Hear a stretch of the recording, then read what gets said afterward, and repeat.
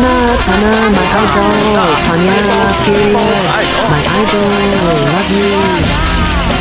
ว้าวថ្ងៃនេះទៅជំនាញសិល្បករការันตีស្អាតច្រើនខ្លាំងណាស់ខ្ញុំមិនដឹងថាយកភ្នែកទៅមើលអ្នកណាទេនេះមែនអត់ទៀតហងមិនដឹងទេតាខ្ញុំមិនដឹងថាមើលទៅអ្នកណាទេនេះបើស្អាតទាំងអស់គ្នាអញ្ចឹងថ្ងៃនេះមិនដឹងថាយើងសប្បាយភ្នែកយ៉ាងណាទេណោះសួស្តីខ្ញុំគឺសុខេតខ្ញុំស្ដាយជាតួអង្គឯកស្រីកនីតាសួស្តីខ្ញុំគឺសុភារិតសម្ដែងជាតួអង្គឯកប្រុសគឺផានូខ្ញុំឈ្មោះស៊ីមេសម្ដែងជាតួអង្គវីរៈស្ដីខ្ញុំគឺវិជ្ជការសម្ដែងជាតួអង្គស៊ីដនីសួស្តីខ្ញុំឈ្មោះស៊ីមានសម្ដែងជាតួអង្គ Northern សួស្តីខ្ញុំឈ្មោះណាមីនសម្ដែងជាតួសម្ដែង Manager ចានដែលជា Manager របស់ Sydney សួស្តីនេះខ្ញុំឈ្មោះលីតាសម្ដែងជាតួអង្គមីនប៉ាលីនជាម្ដាយរបស់ Sydney សួស្តីខ្ញុំគឺ Monica ហើយខ្ញុំសម្ដែងតួអង្គយេមីនសួស្តីខ្ញុំឈ្មោះថាកូសលសម្ដែងជាតួអង្គ Director នៅក្នុងនេះ Hello អ្នកនរគ្នាខ្ញុំឈ្មោះនីសាដែលសម្ដែងជាតួអង្គ Molly ហើយជាប្អូនរបស់តួអង្គ Panu សួស្តីអ្នកទាំងអស់គ្នាខ្ញុំគឺធូណាសម្ដែងជាតួអង្គ Jackson សួស្តីខ្ញុំឈ្មោះ Monica ខ្ញុំសម្ដែងជាតួ Nika សួស្តីខ្ញុំគឺស្រីលាសម្ដែងជាតួអង្គម្ដាយរបស់ Noran គឺអ៊ីចាន់ធីសួស្តីខ្ញុំឈ្មោះសម័យក្នុងរឿងខ្ញុំសម្ដែងតួអង្គម៉ែកៃតែដែលមានឈ្មោះថាអ៊ីនេះ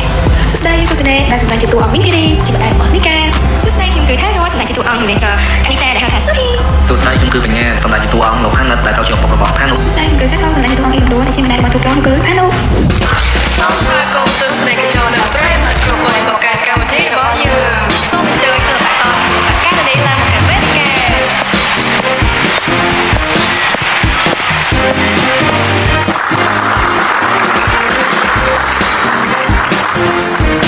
ាសំណួរដំបូងដែលយើងចង់សួរទៅកាន់លោកភេរិតតើលោកចូលចិត្តមនុស្សស្រីបែបណាមនុស្សស្រីដែលខ្ញុំចូលចិត្តនោះគឺសុភាពរាបសារស្មោះត្រង់ហើយពិសេសជាងនេះទៅទៀតនោះគឺចេះយកចិត្តគ្នាឥ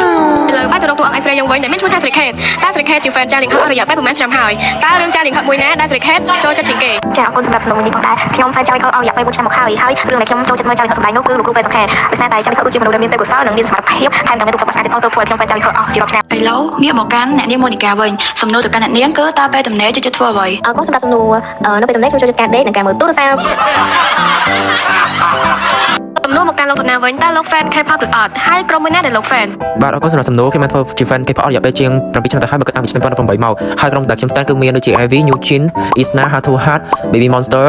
and more បាទទៅកាន់កញ្ញាសូសូវិញសំណួរដែលខាងកម្មវិធីបានទៅឲ្យតើអ្នកនាងចូលចិត្តមើល K-drama ឬទេហើយរឿងណាដែលចូលចិត្តមើលជាងគេចាអរគុណសម្រាប់សំណួរនេះខ្ញុំពិតជាចូលចិត្តមើលរឿង K-drama ណាស់ជាពិសេសនោះគឺរឿងអ្នកជិតខាងខ្ញុំជាតារាអ៊ីសូនតែម្ដងជាពិសេសគឺខ្ញុំចូលចិត្តក្រងវគ្គតែតួស្រីអ៊ីនតួប្រងតែម្ដងឥឡូវទៅមើលកញ្ញាវិជ្ជការទស្សនាឆ្នាំរបស់យើងវិញតើអ្នកនាងជាអ្នកតាមដានរឿង C-drama ឬអត់ហើយរឿងមួយណាដែលអ្នកនាងចូលចិត្តមើលជាងគេអរគុណមកសម្រាប់សំណួរសម្រាប់ខ្ញុំវិញគឺចូលចិត្តមើលរឿង C-drama ជាខ្លាំងទៀតហើយខ្ញុំចូលចិត្តមើលរឿង C-drama ជាងគេគឺរឿង Hidden Love សំណួរដែលខាងកម្មវិធីសួរទៅកាន់ស៊ីមាននោះគឺតើលោកស៊ីមានធ្លាប់ដូចស្រឡាញ់អ្នកណាអត់កាលនៅរៀនបឋមកាលរៀននៅបឋមខ្ញុំមិនមានលុយកាសណាទេដោយសារខ្ញុំគឺជាក្មេងល្អស្រឡាញ់ការសិក្សាតែមកកញ្ញាសៀវមីតួអង្គអ្នកម៉ាក់យើងវិញសំណួរទៅកាន់អ្នកនាងនោះគឺតើពេលដំណេរពីការថតរឿងឬសម្ដែងរឿងអ្នកនាងចូលចិត្តធ្វើអ្វីOh my god ខ្ញុំពិតជាអរគុណសម្រាប់សំណួរនេះមែនទែននៅពេលដែលខ្ញុំដំណេរពីការថតរឿងរបស់ director គឺខ្ញុំតែងតែយកការសិក្សាជាធំពេកខ្លះនៅពេលដែលដំណេរពីការសិក្សាឬក៏ខ្ញុំបានរៀនសូត្ររួចរាល់ចប់ហើយខ្ញុំក៏ចាប់ផ្ដើមក្នុងការលេងហ្គេមដែលហ្គេមរបស់ខ្ញុំលេងគឺជាហ្គេម mobile ចឹងចាលោកមករឿងលោកតំណាក់ដល់ទៀតហើយនៅក្នុងរឿងឮថាលោកតើតួអង្គចលនាហើយធ្វើ director ទៀតតើលោកមានការលំបាកអ្វីខ្លះក្នុងការធ្វើវាសម្រាប់ការធ្វើជា director ផងហើយតួសម្ដែងពី3ក្នុងរឿងតែមួយនេះគឺមានការលំបាកច្រើននិងផលវិបាកច្រើនដូចគ្នាប៉ុន្តែខ្ញុំសប្បាយចិត្តនិងពេញចិត្តនឹងធ្វើវាព្រោះវាបាននាំនូវភាពសប្បាយរីករាយនិងបទពិសោធន៍ថ្មីៗជាច្រើនបងបានអារម្មណ៍ទស្សនិកជនត្រឡប់មកមើលសម្រាប់កញ្ញាខាត់យើងវិញម្ដងដែលជា top fan នៃខាត់កាត់មុខសម្រាប់យើងចង់សួរទៅកាន់អ្នកនាងតើអ្នកនាងធ្វើ fan នៃខាត់អស់រយៈពេលប្រហែលឆ្នាំហើយបាទរបស់អ្នកនាងគឺជានរណាគេមាន fan ម្នាក់បានសួរអ្នកនាងថាតើអ្នកនាងមានសង្សារឬនៅតែអរគុណសម្រាប់សំណួរហើយសម្រាប់ខ្ញុំណាខ្ញុំ fan នៃខាត់ចំនួន1ឆ្នាំហើយបាទរបស់ខ្ញុំគឺសុំផុតហើយគេសួរថាបើខ្ញុំមានសង្សារនោះមានសង្សារតែមានតែក្រាស់ងាកមកនិយាយអំពីកញ្ញានៅវិញម្ដងដែលជានិយាយ first ផ្នែកប្រចាំរបស់យើងសំណួរទៅកាន់កញ្ញានោះគឺតើអ្នកនាងបានជួបណាហាប់ឬនៅហើយជួបណាយុប៉ុន្មានអរគុណសម្រាប់សំណួរដែលបានសួរមកកាន់ខ្ញុំសប្តាហ៍នេះខ្ញុំមិនទាន់បានជួបស្នេហ៍ពិតទេព្រោះស្នេហ៍ពិតខ្ញុំមិនទាន់កាត់ឡើយខ្ញុំនៅស្រឡាញ់គេម្នាក់ឯងនៅឡើយទេឥឡូវបងបានអារម្មណ៍ប្រិយមិត្តរបស់នារីសាវ៉ានៅក្នុងចំណោមតួអង្គទាំងអស់គឺអ្នកនាងលីតាសំណួរសម្រាប់សួរអ្នកនាងនោះគឺតើអ្នកនាង fan តារាកូរ៉េរូបណា fan អស់រយៈពេលប្រហែលឆ្នាំហើយអរគុណសម្រាប់សំណួរតារាកូរ៉េដែលខ្ញុំចូលចិត្តគឺលោកឆាវយួនហើយខ្ញុំ fan គាត់អស់រយៈពេល75ឆ្នាំហើយ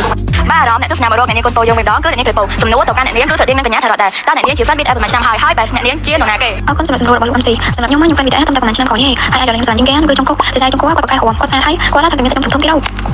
ឡូវអារម្មណ៍មកងាកមើលបរិសុទ្ធរបស់យើងវិញម្ដងគឺលោកបញ្ញាសំណួរដែលខាងកម្មវិធីទៀមសួរគឺតើលោកបញ្ញាកំពុងមានទំនាក់ទំនងស្នេហាឬទេនៅពេលបច្ចុប្បន្ននេះបាទអរគុណសម្រាប់សំណួរបច្ចុប្បន្ននេះខ្ញុំមានទំនាក់ទំនងជាមួយមិត្តស្រីរបស់ខ្ញុំរយៈពេលប្រហែលជា8-9 ខែហើយបងបានផ្នែកដល់អារម្មណ៍មកអ្នកនាងគីម៉ូនីកាវិញម្ដងតើអ្នកនាងចូលចិត្តក្បាច់រាំស្ទាវឬបាយស្លុយឬទេហើយចូលចិត្តក្បាច់រាំមួយណាចង់ខ្ញុំតែសំណួរនេះខ្ញុំម៉ូនីកាគឺជារកពីអត្តបិស្លុយថាស្ទៀវហើយតែវាប្រកបរៀនចំពោះខ្ញុំមានរកថាស្មៃក្នុងការរកមែនទែនឧទាហរណ៍រកកំធំនេះខ្ញុំមានការខំខំមែនទែនក្នុងការរកនេះតែបទនេះមើលទៅសម័យមែនទែនត្រឡប់មកមើលអ្នកនាងនីសាយើងវិញតើអ្នកនាងចូលចិត្តមើលរឿងសម្រាប់ឬទេហើយអត់មានមួយណាដែលអ្នកនាងចូលចិត្តជាងគេអរគុណសម្រាប់សំណួរតែខ្ញុំពិតជាចូលចិត្តមើលរឿងសម្រាប់ហើយអត់មានដែរខ្ញុំចូលចិត្តមើលនោះគឺ admin ថ្ងៃនេះ admin តែហេងនិង admin មកអមហើយ admin ទាំងគឺ admin តែម៉ែពេល review បាទឆ្លើយមកមកទូអង្គបណ្ដាដែលរបស់នីការវិភាគគឺអ្នកនាងស្រីនេះខាងកម្មវិធីបានទេសំណួរដល់ពិសេសមួយសួរទៅកាន់អ្នកនាងថាតើអ្នកនាងមានស្នេហាដំបូងហើយនៅហើយមានធ្វើអ្វីហើយមាន fan អ្នកសួរថាតើស្រីនេះមានសង្សារឬនៅ ចាស្នេហាដំបូងរបស់ខ្ញុំគឺចាំចិត្តហើយឥឡូវនេះខ្ញុំមានស្តំហើយអរគុណសម្រាប់សំណួរងាកត្រឡប់មកមើល top fan anime របស់យើងវិញគឺស្រីលក្ខសំណួរទៅកាន់ស្រីលក្ខនោះគឺតើអ្នកនាងចូលចិត្តមើលរឿង anime ឬទេហើយរឿងមួយណាដែលអ្នកនាងចូលចិត្តមើលជាងគេចាសូមអរគុណសម្រាប់សំណួរហើយរឿងណាខ្ញុំចូលចិត្តមើលគឺជារឿងជួយសុខៃសន្តិហើយខ្ញុំចូលចិត្តជាងគេអាកន្លែងចូលទៅគ្នានៅស៊ីវិយៈ បាទនេះមករកប្រធានរបស់យើងប្រចាំរឿងនេះគឺអូនមេសំណួរត្រៀមសួរទៅកាន់អូនមេគឺតើអូនអាចចូលចិត្តមើលតុក្កតាដែរទេហើយមួយណាដែលអូនអាចចូលចិត្តមើលជាងគេ តុក្កតាដែលខ្ញុំចូលចិត្តមើលរៀងរាល់ថ្ងៃគឺ Luffy និង Naruto ឥឡូវខាងកម្មវិធីជាបន្តទៀតបញ្ចប់ហើយតែខ្ញុំមានសំណួរមួយសួរទៅកាន់ director របស់រឿង Most Night នៃជនបទសួរ fan សំណួររបស់គេបានសួរថាតើមូលហេតុអ្វីដែលបន្តឲ្យលោកធ្វើរឿងនេះឡើង មូលហេតុដែលខ្ញុំបានបង្កើតរឿងនេះឡើងព្រោះស្នាខ្ញុំចង់ទទួលបានបទពិសោធន៍ថ្មីៗនិងភាពសប្បាយរីករាយហើយបានបង្កើតអនុស្សាវរីយ៍ពិសេសៗជាមួយមិត្តភក្តិរបស់ខ្ញុំ Love you